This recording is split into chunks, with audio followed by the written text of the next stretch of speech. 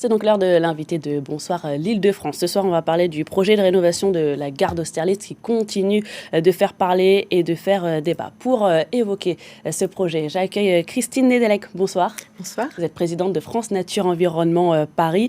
Alors, je vais faire un petit rappel sur ce projet de rénovation de la gare d'Austerlitz qui prévoit donc la réflexion de la gare, mais surtout la construction d'un grand complexe commercial, des bureaux, des logements sociaux, des commerces et un hôtel 4 étoiles pour être précise, le tout entre la gare et la Pitié-Salpêtrière. Dernier rebondissement en date, donc, cette plainte qui a été déposée par un collectif dont vous faites partie, une plainte pour détournement de fonds publics. Pouvez-vous un petit peu nous expliquer ce qui a motivé ce dépôt de plainte ? Eh bien, ce que nous voulons, c'est stopper ce projet qui est complètement climaticide et qui n'a plus raison d'être au XXIe siècle avec les enjeux climatiques et sociaux auxquels nous faisons face.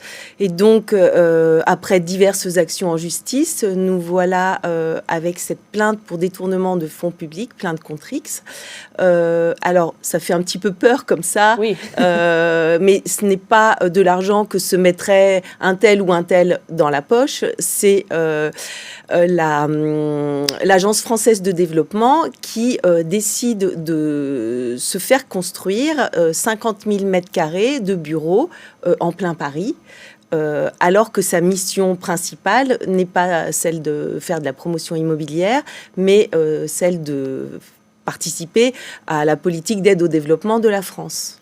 Et ce que vous dites, c'est que ces locaux, la surface en tout cas, est démesurée par rapport aux réels besoins de l'AFD. Voilà, en fait, ce qui se passe, c'est que l'AFD fait construire beaucoup plus de mètres carrés que ce dont elle a besoin, en fait.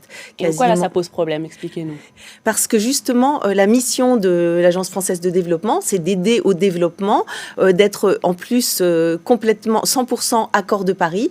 Et ce qu'elle fait là, c'est se construire, certes, des bureaux pour elle-même, mais comme elle en construit trop, il va falloir qu'elle les loue ou qu'elle les revende, ce qui n'est pas sa mission étatique. Donc elle dépense de l'argent de l'État, on va dire, pour se construire des bureaux dont elle n'a pas besoin.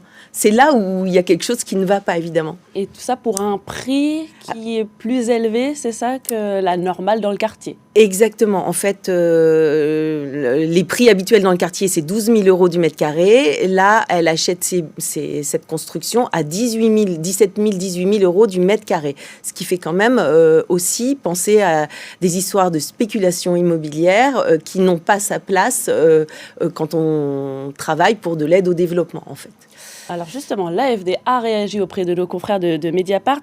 Je prends dans mes mots justement les propos du directeur général adjoint de l'AFD qui dit qu'aucun argent de l'aide au développement ne va servir à financer donc le siège de l'AFD.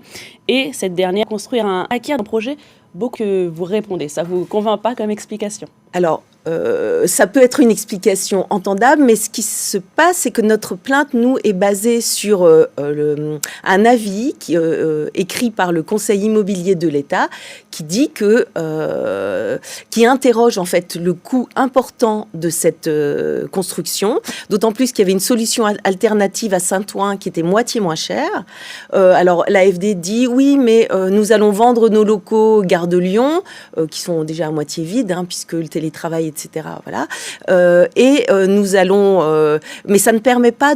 il leur manque encore 560 millions d'euros pour trouver le supplément pour acquérir les bureaux qu'elle souhaite se faire construire entre la gare d'Austerlitz et la Salpêtrière. Et ce qui est quand même incroyable, c'est que pour rénover la gare d'Austerlitz, pour laquelle il fallait un montant de 100 millions d'euros, nous voilà un projet à 1 milliard qui est climaticide et qui n'est pas du tout accord de Paris.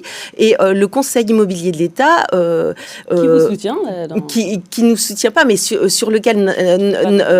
sur l'avis duquel notre plainte est appuyée, estime qu'il y a vraiment un hiatus entre la posture environnementale de l'Agence française de développement qui impose à tous les projets qu'elle soutient des pays étrangers d'être 100% accord de Paris et elle-même ne se l'impose pas. ce qui est quand même problématique. Nous, ce que nous voulons, c'est que la ville de Paris, qui se dit aussi 100% Accord de Paris, soit exemplaire, SNCF, Gare et Connexion soit exemplaire, et que l'AFD soit exemplaire. Et ce qui se passe aussi, c'est que finalement, repose sur les épaules des associations la nécessité de demander au parquet de faire une enquête pour qu'il y ait un contrôle de cet argent public et de ses dépenses. Est-ce que c'est un petit peu la dernière chance? Parce qu'on sait que de nombreuses choses ont été engagées, les pétitions, les manifestations, des vœux ont été également faits au Conseil de Paris, des recours administratifs. Tout a été fait pour tenter de stopper le projet. Même le juge, pourtant, avait estimé que le plan d'extension répondait à des buts d'intérêt général poursuivis par l'État. Est-ce que vous tentez le tout pour le tout?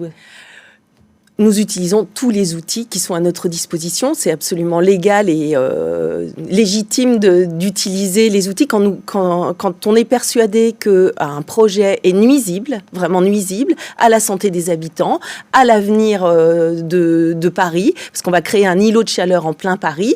Quand on sait que quand même l'hôpital, à côté de la Pitié-Salpêtrière, crie misère et a besoin d'argent, on dépense inutilement de l'argent public, il y a quelque chose qui nous semble aberrant. Merci beaucoup Christine Nedelec, présidente de France Nature Environnement Paris, de nous avoir expliqué l'objet de cette plainte contre X pour détournement de fonds publics. Merci beaucoup. Allez, dans un instant, Bonsoir l'Île-de-France vous accompagne et on répond à vos questions.